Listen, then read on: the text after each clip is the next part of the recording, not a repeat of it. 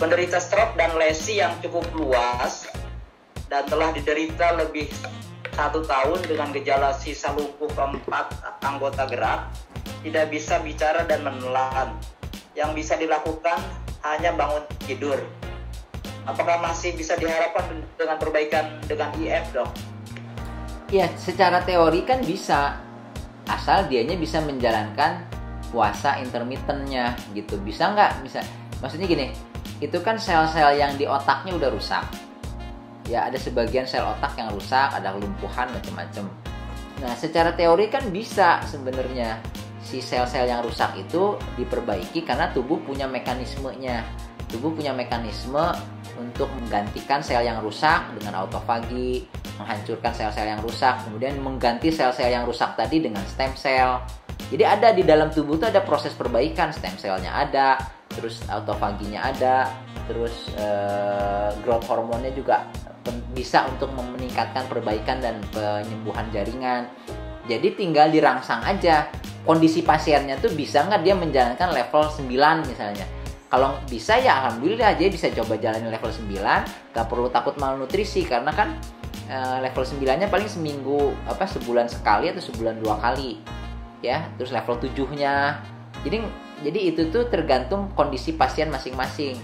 Kalau saya sih sendiri, kalau saya pengen ke pasien yang perlu untuk level 9, dia nggak kuat, misalnya dia perlu banget mendapatkan manfaat level 9 gitu, itu tuh bisa misalnya dirawat ya, walaupun ini benar-benar harus diawasi sama dokter yang udah mempelajari intermittent fasting.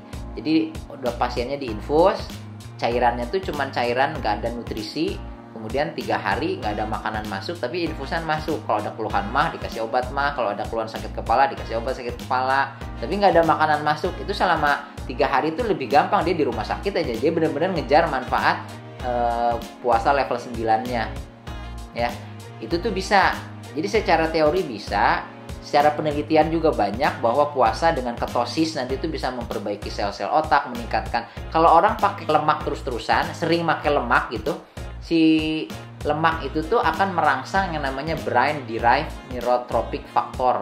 Si brain derived neurotrophic factor itu meningkatkan sinaps antar sel saraf, sel-sel otak, meningkatkan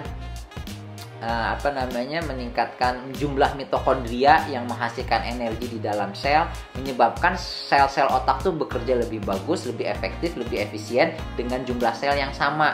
Selnya tuh sama, tapi sambungan antara selnya tuh jadi lebih bagus, mitokondria di dalam selnya tuh jadi lebih bagus. Padahal jumlah selnya sama, jadi lebih efisien, lebih efektif kerjanya. Cuman kalau ditanya berapa lama orang stroke tadi harus menjalankan puasa sampai sembuh total, ya nggak ada yang bisa tahu. Tapi pokoknya pasti bermanfaat itu tuh untuk orang yang mengalami kerusakan sel. Sel apa aja? Sel otak, sel sakit diabetes, sel pankreasnya rusak, sakit liver, sel livernya, sel ginjalnya, semua tuh punya dapat manfaat kalau misalnya dia bisa mengaktifkan growth hormone, stem cell, sama autofagi secara rutin. Sebulan sekali, sebulan 2 kali level 9, itu kan nanti si perbaikan autofagi, stem cell, growth hormone itu meningkat dengan sangat signifikan sebulan 2 kali.